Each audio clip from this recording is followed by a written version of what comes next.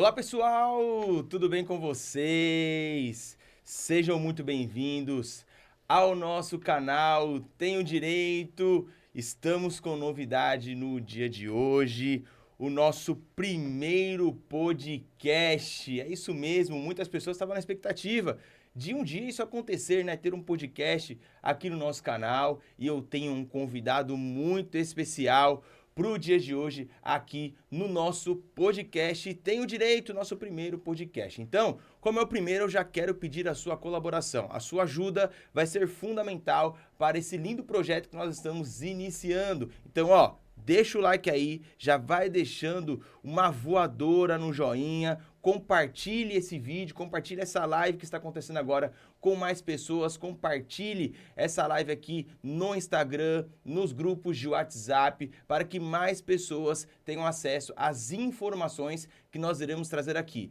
O podcast número 1 é sobre direito dos trabalhadores, direitos dos trabalhadores. E não teria como eu trazer uma outra pessoa senão um grande especialista, mestre, né, uma pessoa incrível que tem várias pós-graduações, mais de 12 anos de empreendedorismo, né, ligada à área jurídica, também professor universitário, professor de cursos para concursos públicos, para exame de ordem, enfim, vamos receber aqui no nosso primeiro podcast o advogado e professor Roberto Conceição. Seja muito bem-vindo, doutor. Obrigado, doutor Matheus. Obrigado pelo convite e nós conseguimos unir, né, o canal Tenho Direito com o canal do professor Roberto Conceição para trazer, então, a Jornada do Trabalhador, que aconteceu em julho, e agora nós estamos repetindo essa dose, né, trazendo conteúdo informativo para todos os trabalhadores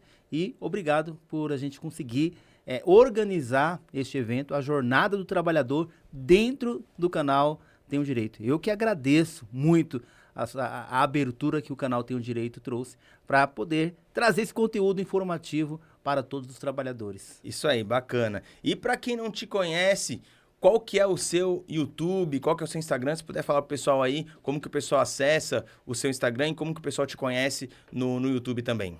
Eu vou pedir para você que está nos assistindo aqui no canal Tenho Direito, para você também depois dar um pulinho lá no nosso canal, depois nós vamos reprisar este conteúdo lá no canal do professor Roberto Conceição, mas hoje aqui no canal Tenho Direito, como o Dr. Matheus disse, já esmaga o dedo aí nesse like, compartilhe com o máximo de pessoas que você puder, vamos ajudar os trabalhadores a conhecer os seus direitos, e se você quiser fazer uma pergunta, eu já vou deixar o link aqui embaixo, a produção colocou o link aqui na descrição do nosso podcast, da nossa live, um link para você poder entrar no grupo e lá fazer a sua pergunta, que nós vamos buscar aqui responder as melhores perguntas. Então tem que entrar no grupo e tem que responder lá, e vai ser muito bacana ter você conosco aqui ao longo de alguns minutos que vamos trazer muito conhecimento, muitas informações, conteúdo informativo para você, trabalhador, para você, trabalhadora.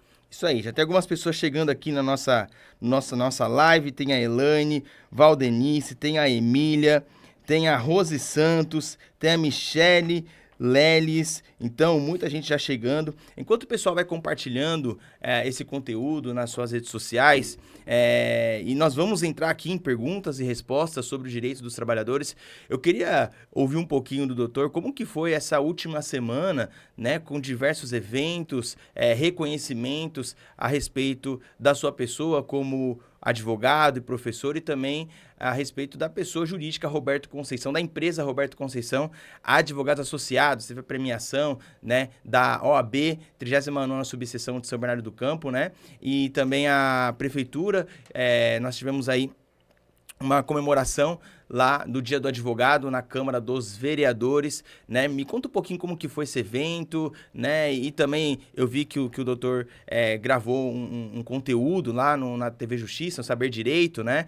Conta um pouquinho como foi essa última semana aí, que eu imagino que deve ter sido super corrida, né? Na verdade, Matheus, o mês de agosto, um mês muito agitado, com muitos compromissos, né? E nós tivemos a oportunidade de estar entre aquele grupo seleto de 12 advogados, né? Que todo ano a prefeitura, juntamente com a 39ª subseção da OAB de São Bernardo do Campo, na pessoa do presidente Luiz Ricardo, né, organizaram este evento, Dia do Advogado, e nós estávamos ali entre os 12 advogados do ano de 2024, sendo homenageado, né, fruto de muito trabalho, dedicação, são 12 anos de muito esforço, muita dedicação na advocacia, em busca dos direitos dos trabalhadores, dos aposentados, pensionistas, né?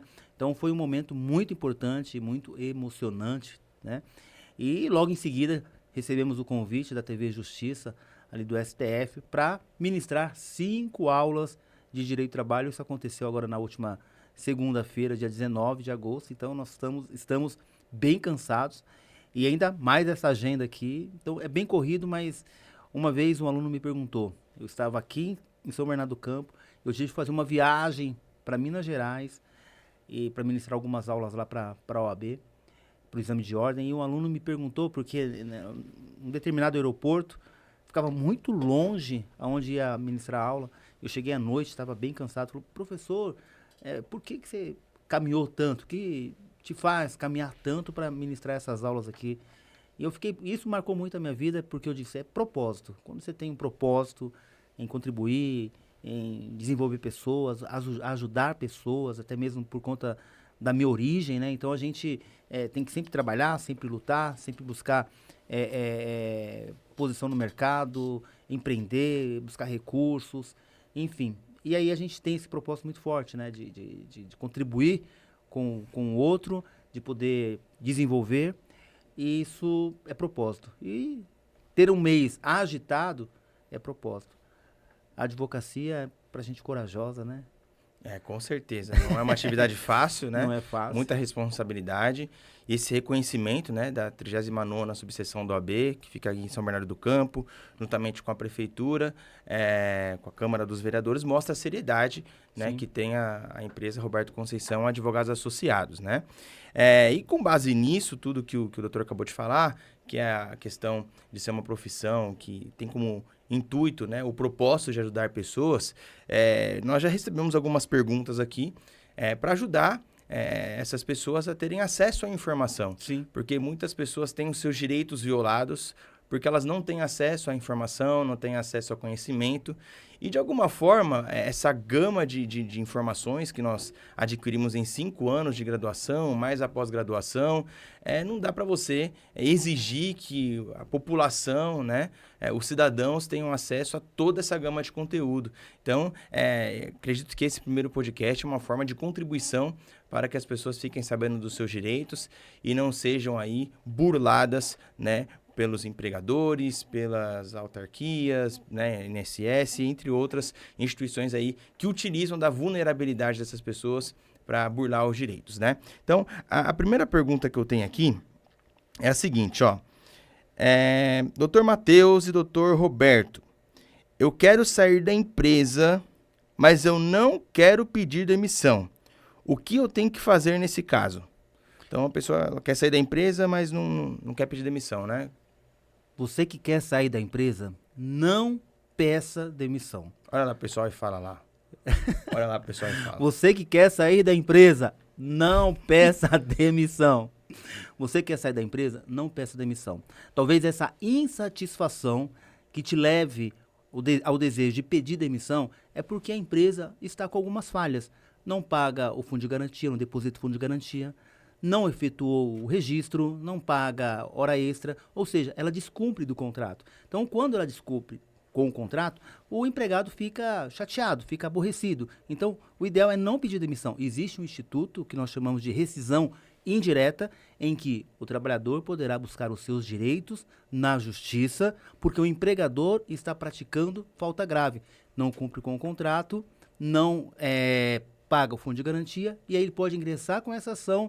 E aí, se o juiz entender que realmente a empresa está praticando a falta grave, rescinde o contrato e esse empregado recebe todos os direitos como se ele fosse demitido sem justo motivo. Ok. Então, o que seria a rescisão indireta, doutor?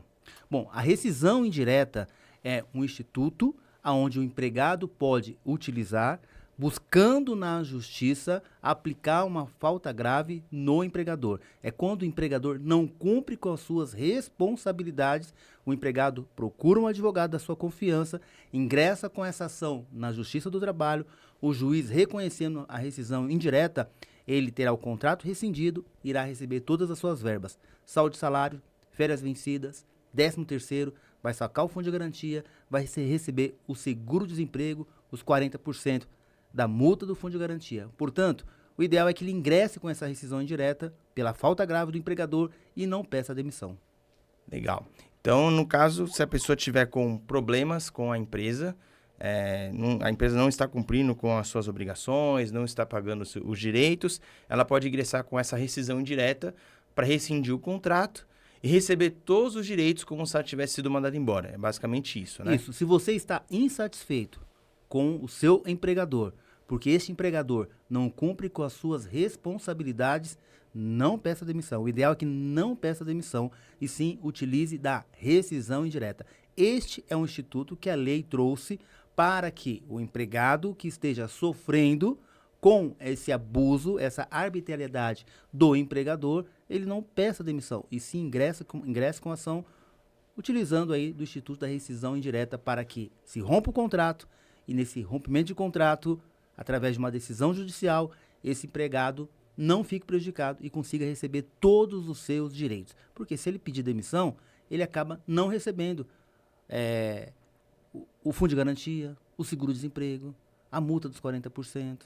Né? Então ele sai com pouco dinheiro, poucas verbas, na verdade. Então não peça demissão, utilize a rescisão indireta. Legal, maravilha. Então, você aí, ó, que está com os seus direitos sendo violados, não peça demissão, utilize dessa ferramenta aí da rescisão indireta que está previsto na legislação. Uma outra questão aqui que eu acho que envolve muitas pessoas, né? Acabei de ler aqui, me veio algo na mente que tem acontecido com muita frequência, que é essa questão dos MEIs, né? Hoje em dia, né? Quase todo mundo tem um MEI, né? Que é a empresa, microempreendedor individual. E aí uma pessoa me fez uma pergunta aqui, a seguinte, ó. Eu trabalho numa empresa há 2 anos. Deram baixa na minha carteira, mas eu continuei na empresa. Só que me mandaram abrir um MEI. Está certo isso? Então a pessoa lá estava na empresa há 2 anos, aí deram baixa na carteira dela, mas ela continuou trabalhando. Só que mandaram ela abrir um MEI. Isso pode?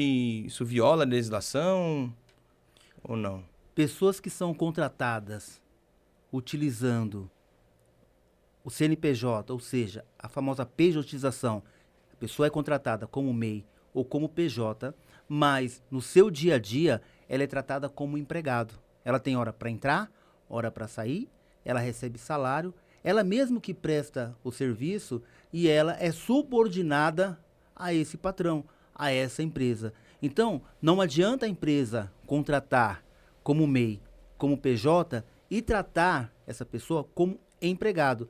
Se o empregado se sentir lesado, que de fato está sendo, quando ele é contratado como MEI, mas trabalha e é tratado como empregado, ali nós estamos diante de um vínculo de emprego. Se ele não tem autonomia, é vínculo de emprego.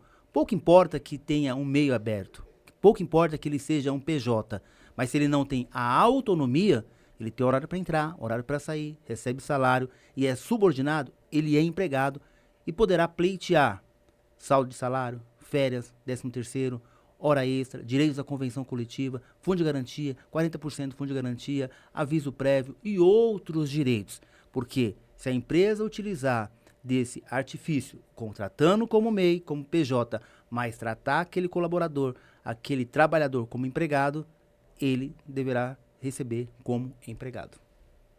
Entendi. Agora, me veio uma questão na mente, né? Mas o que a legislação, o que a jurisprudência tem entendido sobre aquela pessoa que ela assinou conscientemente o contrato? Vamos supor que a empresa foi e deu um contrato para ela assinar, bonitinho, um contrato de prestação de serviço. A pessoa ela tinha consciência de que ela não seria uma empregada, que ela seria uma prestadora de serviço. Nesse caso, ainda assim caberia o vínculo empregatício, principalmente pessoas que elas têm um nível de escolaridade maior, muitas vezes são formadas, né? Qual tem sido o entendimento do juiz com relação a isso? Inclusive, tem até uma briga aí do TST e do STF, né? Salvo engano, ouviu alguma coisa nesse sentido. Com relação a essa questão que nós colocamos aqui, essa pergunta da pejotização. Seria cabível ainda o vínculo, mesmo que tenha um contrato assinado bonitinho com uma pessoa de forma consciente, ela sabendo que ela não seria uma empregada naquela ocasião? O entendimento do Tribunal Superior do Trabalho, da Justiça do Trabalho, é que, ainda que essa pessoa assinou esse contrato como MEI, como PJ, se ela preenche os requisitos da relação de emprego, a saber, tem horário para entrar, horário para sair, ela mesma presta o serviço, ela é subordinada, ela recebe salário, ela presta esse serviço de forma habitual, ela é considerada empregada e terá que receber todos os direitos. No direito do trabalho, ainda existe e deve continuar existindo o princípio da proteção. O trabalhador ele precisa ser protegido contra as arbitrariedades que as empresas acabam utilizando, principalmente contratando como MEI e como PJ. E também é garantido por lei que, se preencher os requisitos e a empresa utilizou desse subterfúgio, dessa situação para fugir dos encargos trabalhistas e das suas responsabilidades, esse contrato como MEI será afastado e será considerado empregado. Legal. Pessoal, olha só quanto conteúdo de valor, hein? Eu já vi muita gente que é MEI trabalhando como se fosse empregado, mas não recebe todos os direitos, como se fosse, de fato, um empregado da empresa, né? Se você está curtindo o conteúdo do nosso primeiro podcast, desce o dedo no like aqui, você que chegou depois e não deixou a sua curtida, não deixou o seu joinha, vai deixando o seu joinha aqui, tá bom? Tem um link também para quem quiser fazer mais perguntas, né? O grupo VIP do WhatsApp, tem um link na descrição do vídeo aqui para vocês, tá? E ó, você que não compartilhou, faz esse favorzinho, compartilha, tá? Compartilha para o dedo não cair, que você vai ajudar muito a manutenção aqui do nosso canal, a manutenção do canal do Dr. Roberto Conceição, advogado e professor Roberto Conceição, para que nós continuemos, né, essa jornada do trabalhador em outras oportunidades também. Vamos lá para mais uma. Deixa eu só dar um alô aqui para mais algumas pessoas que chegaram. Tem a Michele que chegou aqui, tem a Antônia, tem a Djanira, tem a Micarla, galera toda acompanhando o nosso primeiro podcast aqui. E eu tenho uma... Doutor Matheus, posso claro que interferir pode. um pouco? Vou até beber uma água aqui. Quando você toma uma água aí, eu vindo para cá, as pessoas me falaram, olha, você vai encontrar com o doutor Matheus, tal, vocês vão estar trazendo conteúdo informativo. Faz a pergunta para ele. Algumas pessoas do meu canal acabou pedindo para eu te fazer uma pergunta. Você é especialista em direito previdenciário, né? E muitas pessoas querem saber o seguinte: quem tem direito a receber o BPC Loas? Quem tem direito a receber o BPC Loas? Olha, o BPC Loas é uma questão muito polêmica em alguns pontos, porque o BPC Loas é um benefício assistencial para aquela pessoa que nunca pagou o INSS. Então, vamos supor que uma pessoa nunca contribuiu para o INSS, nunca pagou o INSS, ou até pagou, mas não tem requisitos mínimos para outros benefícios. Essa pessoa, não tendo pago o INSS, ou até mesmo tendo pago o INSS, mas numa quantidade insuficiente para outros benefícios. E essa pessoa está numa situação de vulnerabilidade social, ela tem direito de receber o LOAS. O LOAS é um benefício assistencial para idosos acima de 65 anos ou deficientes que tenham a renda per capita familiar de até, no máximo, 1/4 do salário mínimo. Então, se a pessoa ela tem mais de 65 anos de idade, ela é deficiente e está numa situação de vulnerabilidade, onde a renda per capita familiar é de 1/4 do salário mínimo, ela tem direito ao LOAS. Além de preencher esses requisitos, tem que ter o cadastro único. Então, muitas pessoas podem estar perguntando agora, mas o que é a renda per capita, né? Renda per capita nada mais é do que nós pegarmos aí um salário mínimo, 1.412, nós vamos dividir por 4. Então, um quarto do salário mínimo é R$ 353. Sendo R$ 353, a renda per capita familiar não pode passar de R$ 353. E como que você descobre qual que é a renda per capita da família? Muito simples. Pegou aí? R$ 353. Anota aí, doutor. Então, vamos pegar uma família aqui que tem uma renda de R$ 2.000, ok? Só que nós temos 4 pessoas nessa família. Então, nós somamos ali a renda de todos, dá 2.000 e são 4 pessoas. Então, pega esses R$ 2.000 e divido por 4. Vou encontrar a renda per capita. Renda per capita dá R$ 500. R$ 500 é maior do que 353. Então, nesse caso, não teria direito ao LOAS. Ressalvado algumas exceções onde o meio salário mínimo pode ser considerado a renda per capita para algumas situações. Pessoas que têm muito gastos com medicamentos, né, com fraldas geriátricas e etc. Mas aí teria que analisar o caso concreto. E olha só, qual que é a grande novidade dentro do LOAS, né? Que o LOAS também, você pode ter esse benefício por uma longa duração. Não é um benefício até você falecer, por exemplo, porque depende se você vai continuar preenchendo os requisitos. Mas você recebe um salário mínimo todos os meses. É o que eu falo para as pessoas que estão nessas condições. Você quer saber como receber um salário mínimo todo mês sem nunca ter pago o INSS? É o LOAS, é o BPC. Idosos acima de 65 anos e deficientes com renda per capita de até, no máximo, um quarto do salário mínimo. Bacana. Cabe mais uma pergunta? Cabe. Então vou fazer aquela lá, hein? Vou fazer aquela, hein? Vou fazer agora. No direito do trabalho, quando a pessoa sofre um acidente, ela poderá, claro, tendo um nexo de causalidade, foi na empresa, a empresa tem a responsabilidade, enfim, ela poderá pleitear frente à Justiça do Trabalho uma indenização porque o trabalhador sofreu ali um acidente ou ainda uma doença laborativa. Acabou perdendo um pedaço do dedo, ficou com um problema na coluna, perdeu a movimentação do braço, enfim. Ele teve esse prejuízo, esse dano, e aí o empregador deverá reparar este dano. Bom, agora a pergunta é a seguinte. Um trabalhador que sofre esse acidente dentro da empresa, e ele ficou com sequelas e reduziu a capacidade laborativa, né? Tem algum direito frente ao INSS? Então, o trabalhador que sofre acidente, ele tem direito a receber algum benefício do INSS? Um dos benefícios mais lucrativos dentro do INSS é o auxílio acidente, e pouca gente conhece.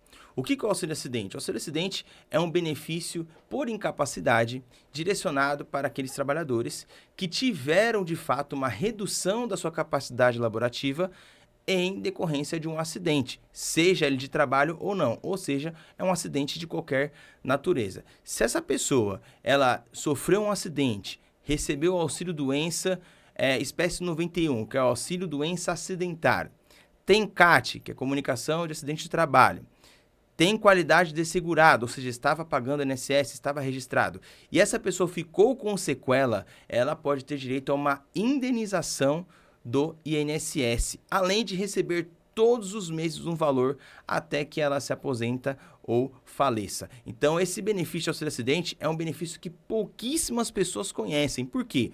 Numa situação como essa, se a pessoa ela sofreu um acidente, ficou afastada recebendo auxílio-doença, assim que cessasse esse benefício de auxílio-doença, era a obrigação do INSS convocar esse beneficiário para que ele comparecesse à agência e verificasse, olha, deixa eu ver se você ficou com alguma sequela, porque se você não sabe, né, trabalhador, porque se você não sabe, você tem direito a um benefício que chama auxílio-acidente, que é para aquelas pessoas que ficaram com sequela. O INSS faz isso? É óbvio que não, porque isso custa muito para a autarquia. Ou seja, o que eles estão querendo dizer? Você recebeu auxílio-doença, espécie 91, ficou com sequela, tem CAT e tal, vá atrás dos seus direitos e descubra sozinho se você tem direito a esse benefício. Basicamente isso. Então, aqui esse programa é importante para orientar você que está nos acompanhando a respeito desse benefício que pouquíssimas pessoas conhecem. Se você, de alguma forma, sofreu um acidente de qualquer natureza, recebeu auxílio-doença espécie 91, né? Recebeu auxílio-doença espécie 91 também. Se você tem CAT, foi emitido CAT, Comunicação de Acidente do Trabalho, estava trabalhando registrado, tinha ali qualidade segurada, estava pagando INSS, com exceção aos microempreendedores individuais e aos contribuintes individuais. Você ficou com algum tipo de sequela, ou seja, você não consegue trabalhar, mas da mesma forma que você trabalhava antes, você pode ter direito a esse auxílio acidente. E olha, a indenização muitas vezes é bem alta, porque desde a cessação do auxílio doença, é a partir do primeiro dia subsequente à cessação do auxílio doença, até a implantação do benefício, todo esse período são atrasados e ainda a pessoa recebe periodicamente aí parcelas do benefício. E mais, hein? E mais, a grande sacada desse benefício, a pessoa ainda pode continuar trabalhando. Não é um benefício substitutivo da renda, ela recebe esse benefício e por ter uma redução da capacidade laborativa, ela recebe esse benefício, mas tem a possibilidade de continuar trabalhando. Ou seja, é um benefício onde a pessoa tem uma incapacidade parcial, ou seja, ela pode continuar trabalhando, mas essa incapacidade acabou ficando permanente nessa pessoa. Bacana, olha só, gente. Eu quero pedir um favor para você, eu estou recebendo aqui alguns prints. Então você que está assistindo aqui no canal do professor Roberto Conceição ou no canal Tenho Direito, dá um print na tela e me marca aí, Roberto Conceição Oficial. Aí eu vou publicar aqui agora no Instagram, meu Instagram, Roberto Conceição Oficial. Dá um print aí na tela, ou manda essa foto aí na tela, tira uma foto você assistindo a gente e me marca lá, Roberto Conceição Oficial. Vai falar isso também, doutor Matheus? O pessoal te marcar? O que você acha? Opa, vamos marcar aí, gente. Ó, Matheus Conceição Oficial, tá bom? Vamos fazer aí com que esse vídeo alcance mais pessoas. Me marca aí no Instagram, né? Enfim, marca o Dr. Roberto e vamos levar esse conteúdo para o máximo de pessoas que a gente puder, porque eu fiz umas contas aqui. Esse tipo de conteúdo, a gente fala sobre trabalhadores, beneficiários do INSS, né? Alcança, se colocar aí por cima, praticamente metade da população brasileira. Porque nós temos milhões de trabalhadores, mais de 34 milhões de aposentados, tem pessoas que estão desempregadas, que precisam saber de outros benefícios sociais que a gente fala nos nossos canais. Então, é um conteúdo que atinge praticamente metade da população brasileira. Você falou de aposentados, hein? Aposentados, pensionistas, pessoa que recebe BPC Loas. E esses descontos indevidos aí, hein? Que tá acontecendo, hein? Esse negócio aí é complicado. Doutor Matheus, estou com desconto indevido na minha aposentadoria. O que devo fazer? O que é isso? Isso é uma coisa que tem acontecido demais. Nós que trabalhamos aí na área previdenciária, nós temos acesso, né, ao sistema do gov.br, ao meu INSS. E o que tem acontecido muito? O aposentado, o pensionista, vai lá consultar o seu extrato de pagamento do benefício e se depara com inúmeros descontos. Descontos esses dos quais não tem conhecimento. Isso porque vem descontos ligados a associações e sindicatos. Só que o aposentado, o pensionista, nunca sequer assinou nada. Ou assinou de uma forma tão assim superficial que não dava para entender, não houve um esclarecimento, uma transparência do que se tratava aquele documento, aquela assinatura. E aí vem esse desconto no benefício do aposentado de 40, 50, 60 reais, sem que ele autorizasse. Ou se autorizou, foi com vício de consentimento, porque muitos deles são muito idosos e não tiveram ali, vamos dizer assim, o seu consentimento pleno na hora que assinou. Como se não bastasse esses descontos aí de sindicatos e associações, nós temos também descontos ligados ao cartão consignado, que é o RMC e o RCC. O beneficiário nunca solicitou esse cartão. O beneficiário nunca, para quem não entende, não sabe como funciona, tem um empréstimo ali que pode chegar a 45%, sendo 35% de empréstimo, 5% para cartão consignado, os outros 5% também. Então, totaliza um limite, né, de 45% que ele pode comprometer do seu benefício. E aí vem desconto de sindicato, desconto de associação e vem esse desconto aí de RMC, RCC, que a pessoa nunca contratou esse cartão nunca chegou em casa, ela nunca utilizou e esses descontos vêm anos e anos e anos. Ou seja, o beneficiário que tem uma aposentadoria de R$ 1.412, que é um salário mínimo hoje, aí tem desconto de um sindicato, é R$50, aí tem outra associação, é mais R$50, vem mais um RMC, é R$50, um outro mais R$50, no fim das contas acaba recebendo R$ 1.800, né? E o resto é tudo desconto. Então, nesse tipo de situação, existe a possibilidade de reaver esses descontos. Dá para pedir a devolução em dobro destes descontos, solicitar solicitar a cessação desses descontos e ainda ele teria direito a um dano moral, porque ali está comprometendo, né, a sua vida, tendo em vista que o benefício é de natureza alimentar. Então, muitos beneficiários estão tendo dificuldades até de se manter por conta destes descontos indevidos. Então, pessoas que estão passando por essa situação podem movimentar o judiciário para reaver esses valores, cessar os descontos e ainda receber uma indenização. Bacana. 5 profissões que dão direito ao adicional de insalubridade: o soldador, o dentista, o enfermeiro, o serralheiro, o chapeiro e outras profissões dão direito ao trabalhador de receber entre 10, 20 e 40% a mais no seu salário. É o adicional de insalubridade. Fazendo uma conta básica, se for de 40% sobre o salário mínimo, sobre o salário mínimo adicional, sobre o salário mínimo, hoje, 1.412, daria por volta de quase R$600. Pega isso durante um ano, quanto não dá? Com os reflexos. Vamos chegar aí próximo de R$7.000 por ano, que o açougueiro, que o enfermeiro, que essas profissões, o chapeiro, muitas das empresas não pagam o adicional de insalubridade. Então, ele tem direito de pleitear o adicional de insalubridade. Converse com o patrão ou, em último caso, vai ter que ingressar com uma medida judicial para que, reconhecendo esse estado insalubre, ou seja, que prejudica a saúde desse profissional, ele possa receber o adicional. Então, na seara trabalhista, é isso. As profissões que dão direito à insalubridade, tem outras, inúmeras profissões que vão dar direito à insalubridade na seara trabalhista. Agora, na questão previdenciária, essas profissões, ele, além de ter esse benefício trabalhista, ele tem algum benefício previdenciário? Quem trabalha, quem desenvolve atividade insalubre, tem algum benefício, alguma vantagem frente ao INSS, frente à Previdência? Uma excelente pergunta, Bom, vou tentar ser bem tranquilo aqui em transmitir a informação, porque senão se torna muito complexo. O que acontece? Quem recebe, o doutor pode até explicar melhor, quem recebe esse adicional de 10, 20 ou 40%, né, que tem essas profissões, eu ressaltaria até mais uma, auxiliar de limpeza, né, pessoas que mexem com limpeza, que limpam banheiro de alta circulação, faz recolhimento ali de lixo orgânico e uma série de questões. Eu entendo que eles recebem esse adicional porque existe um prejuízo à saúde dela. Dependendo de qual for a atividade que estiver fazendo, por exemplo, um açougueiro em câmara fria e não recebe esse adicional.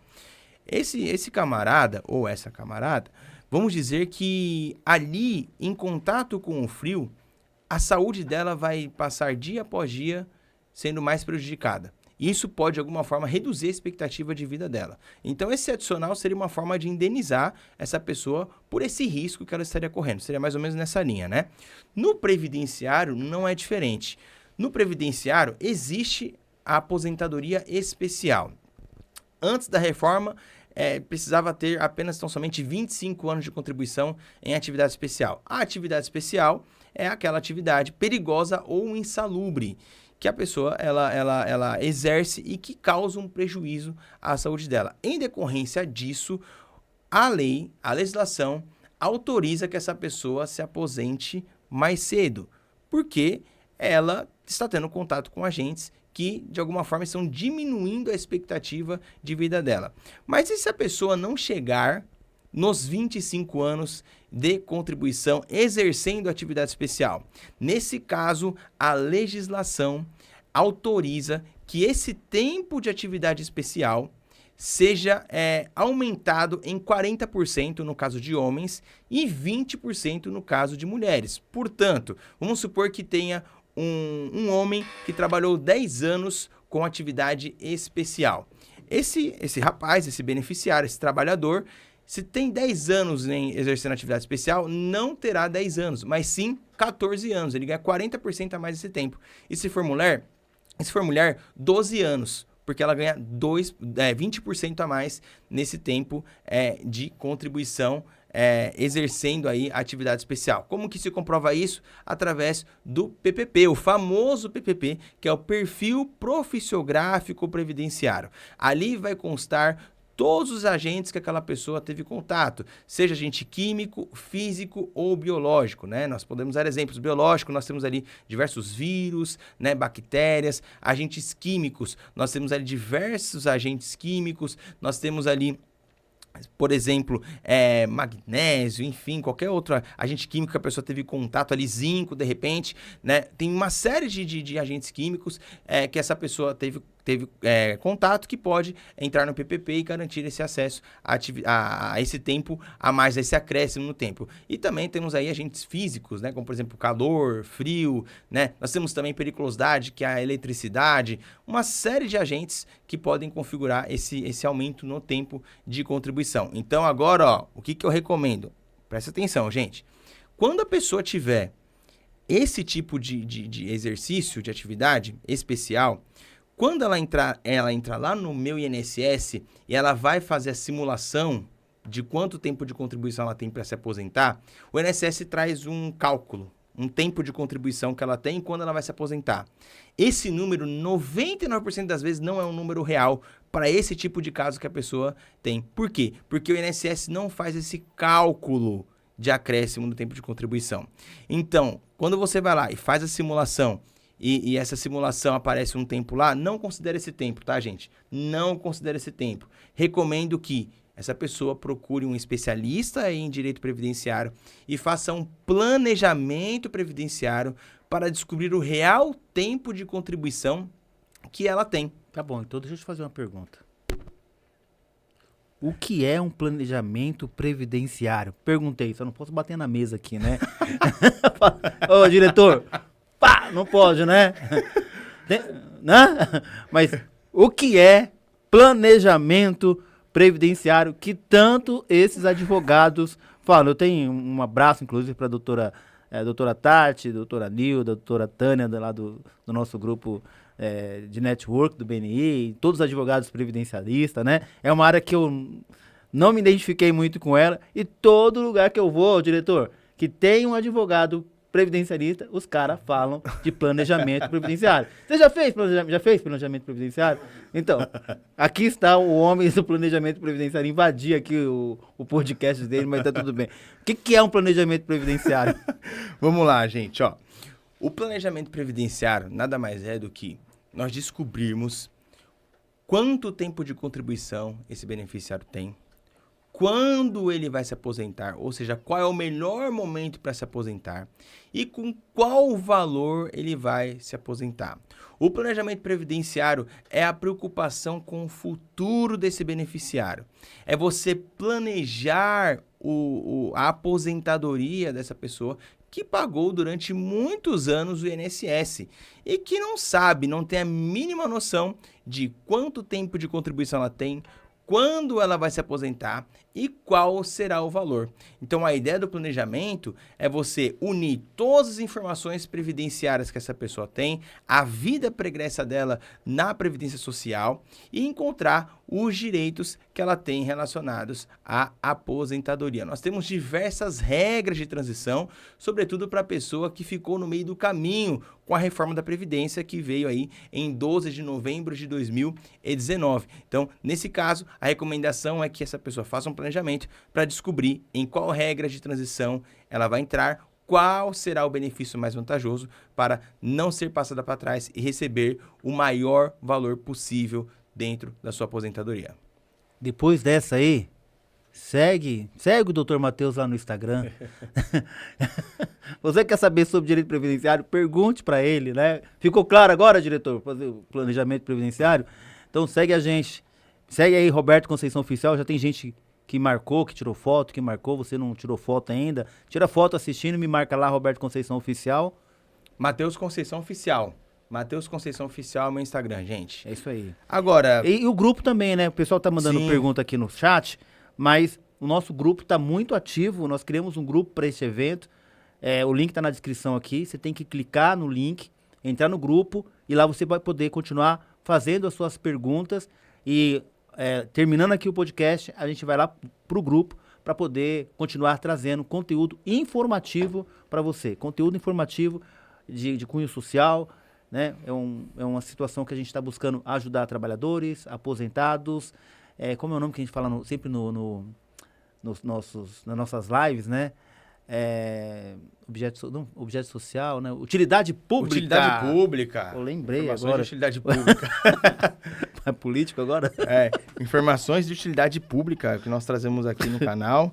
Olha, tem várias pessoas aqui. Tem o Daniel, que foi seu aluno. Daniel, meu aluno, um abraço. Aluno de segunda fase da OAB. Olha, minha época de segunda fase, professor de segunda fase durante muitos anos. Pedro Petróleo. Daniel é um querido especialista em direito de trânsito agora. Fez aula comigo de direito de trabalho, segunda fase, agora é especialista em direito de trânsito. Estava fora do país, voltou agora. Quem mais? O Pedro? Pedro Petróleo. Pedro Petróleo. Pedrão, um abraço também, parceiro. Inclusive, ele está montando também um podcast. Estou esperando o convite aí, Pedro. Aluno nosso também. Tem a Babi. Babi tá aí? Babi tá aqui, ó. Tô falando que a tropa do Previdenciário tá aqui, ó. A Babi aqui, ó. Olha, tropa do Previdenciário tá aqui, ó. A tropa do Previdenciário. Especialista em direito previdenciário também, em planejamento previdenciário. Junto ali com a doutora Tatiane, da Advocacia Cantarelli. Um abraço para todo mundo aí do Cantarelli. E também o pessoal que está assistindo, o time da RC, né? Todo mundo assistindo. Nosso time lá assistindo. Com a gente aí. Isso aí. Uma pergunta, acho que é um tema também bastante interessante, que muita gente talvez não conheça, né? Eu queria que o doutor falasse um pouquinho sobre a estabilidade no emprego.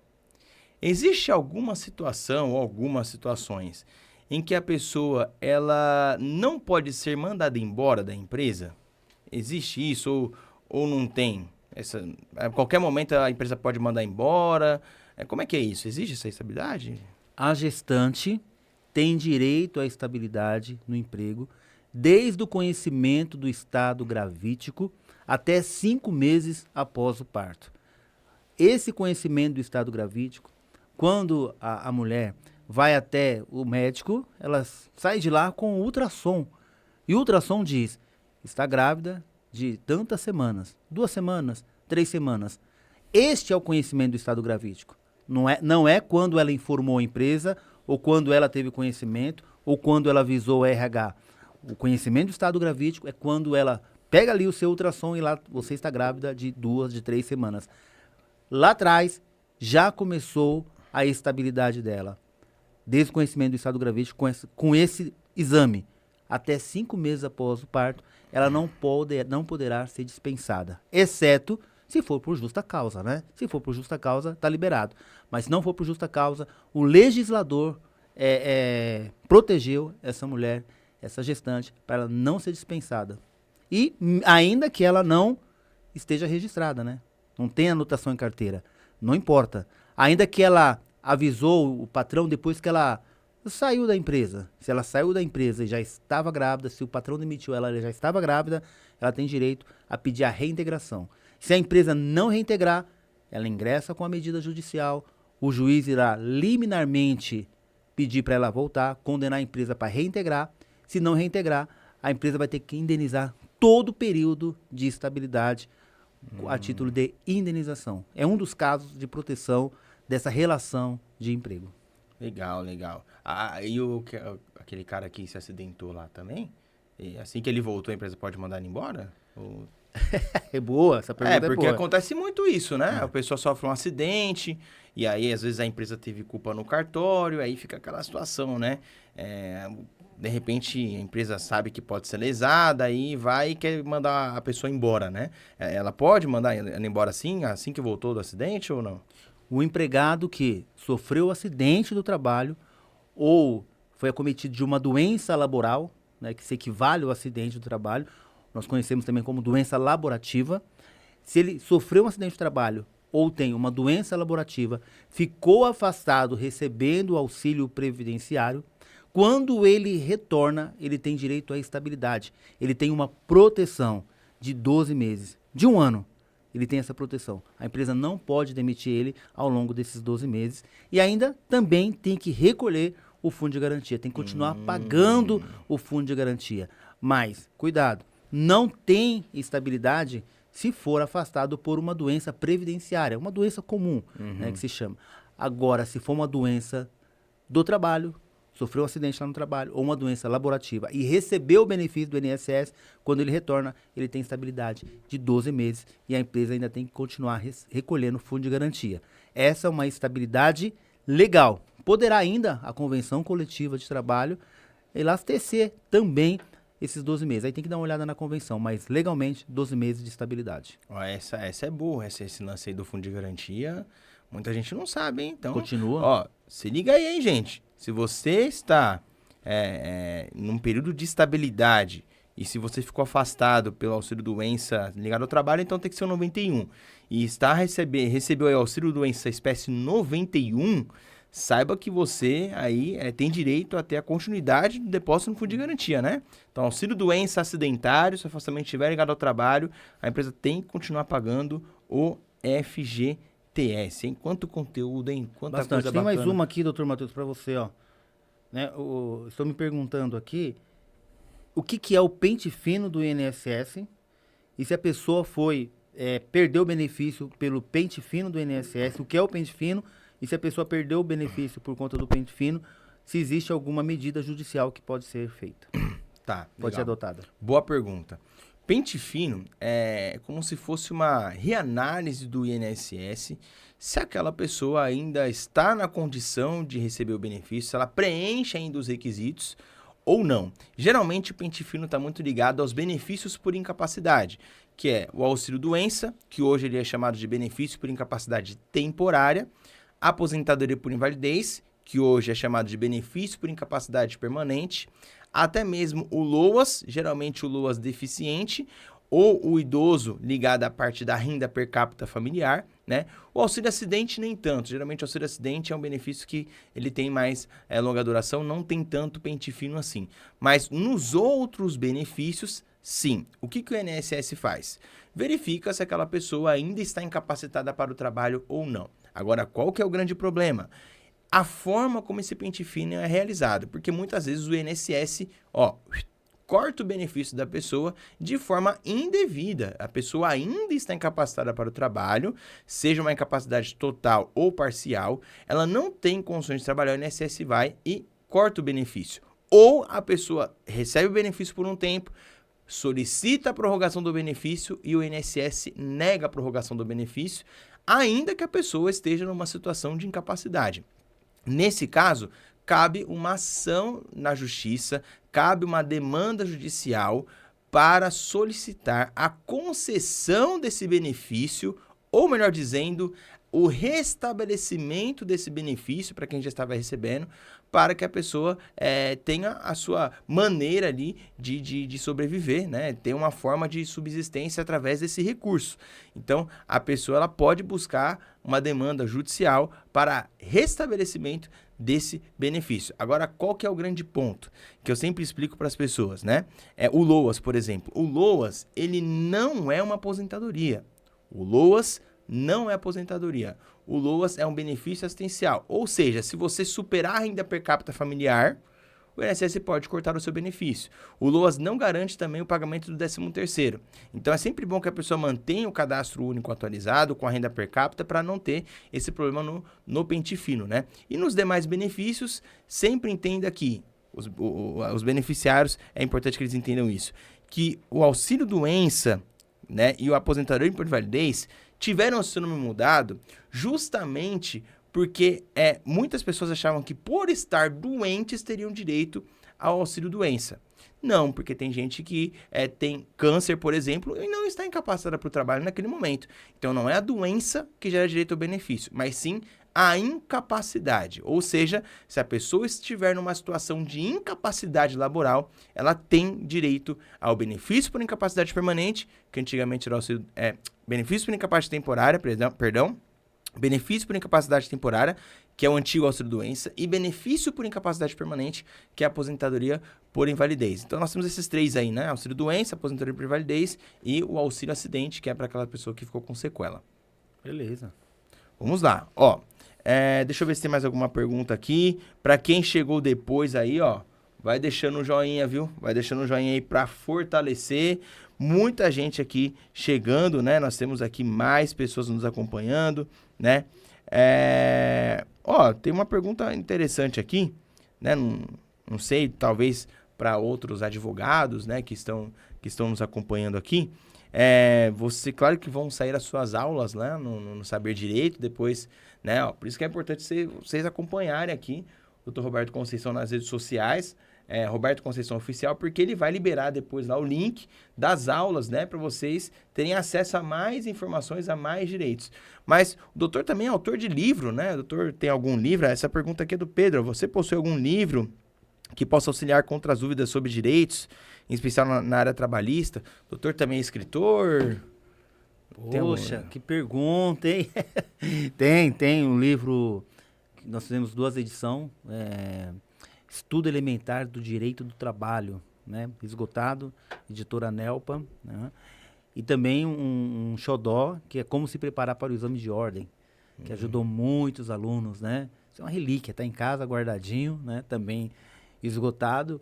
Com o nascimento dos pequenos, a gente deu uma segurada, mas tá vindo coisa boa por aí, tá vendo? Tá no forno, tem muita coisa no forno. E uma das questões é a aula que vai sair. Foram 5 aulas na TV Justiça, do STF, Saber Direito, que logo estão editando, vai para a TV, vai para o YouTube, eu vou disponibilizar o link para todos poderem acompanhar. Legal, isso aí. Mas acho que é isso, né? Acho que é isso, né? Produção, como estamos de tempo aí? Já? Deixa eu ver. É isso aí, né? 5 minutos. 5 minutinhos. Mas vamos, tem mais dúvida aí? Vamos ver se pegar mais uma aqui. Vamos pegar mais uma? Pegar mais uma aqui? Posso pegar uma para você aqui? pode? Pô, olha só. Opa, deixa eu beber mais uma aguinha aqui. Agora essa aqui. Essa aqui é. O que é advocacia? O que é ser advogado? O que é advocacia para você, para a gente poder. Olha, graças a Deus, a Constituição Federal já trouxe aí a importância do advogado, né? A advocacia, o advogado, é indispensável para a administração da justiça. Se tem uma coisa que nós advogados sabemos fazer muito bem, é resolver problemas. Então, uma das funções dos advogados, da advocacia, é solucionar problemas.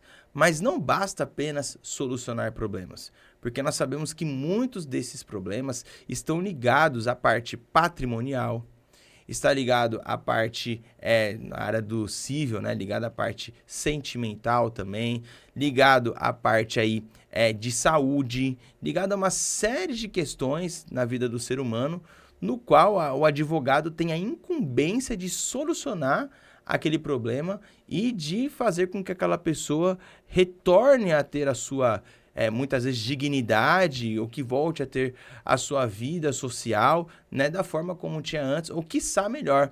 Então, a advocacia tem uma função muito importante, além de ser indispensável para a administração da justiça, de resolver os problemas, de garantir o direito, de garantir a justiça, né? Também tem uma função social muito importante de trazer e de muitas vezes devolver dignidade para trabalhadores, para beneficiários, para diversas áreas do direito, né? Então, acho que, na minha visão, a advocacia seria basicamente isso. A administração da justiça precisa do advogado e também as pessoas precisam ter a sua dignidade de volta. Eu diria que o advogado é um agente solucionador de problemas. Boa. Solucionador de conflitos. Boa. O exercício da advocacia é um sacerdócio. O exercício da advocacia não é pleitear ou atuar naquilo que dizem causa-ganha. Não existe causa-ganha.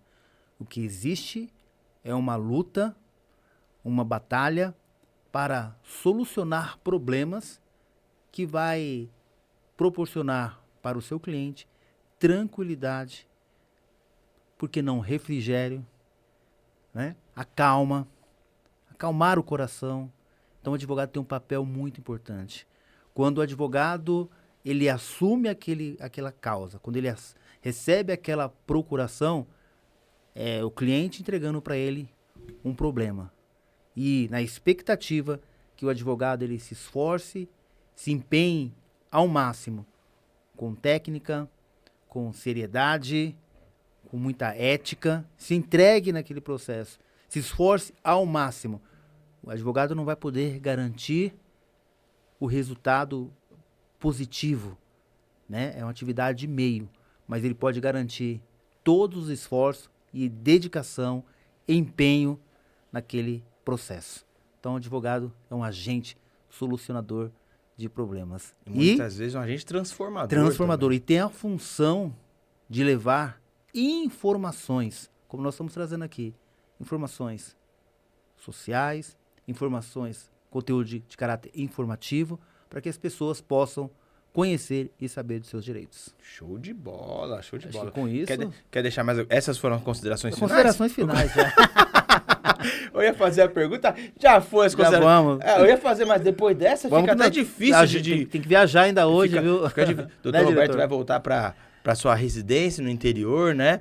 E é isso, gente, ó. Estamos encerrando o nosso primeiro podcast aqui do canal Tenho Direito. O nosso podcast Tenho Direito. Não deixe de nos acompanhar nas redes sociais. Não deixe de deixar o like e compartilhar esse vídeo, essa live com mais pessoas, para que mais pessoas tenham acesso a essas informações de utilidade pública. Um forte abraço. Deus abençoe cada um de vocês. Muito obrigado e nós vamos continuar lá no grupo, o link está aqui embaixo, continuando a responder as suas perguntas, não é isso mesmo? É isso mesmo. Está com dúvida? Entra no grupo, o link está aqui, nós vamos continuar lá no grupo, trazendo mais conteúdo informativo para vocês. Forte Valeu, abraço. gente. Obrigado. Um abraço.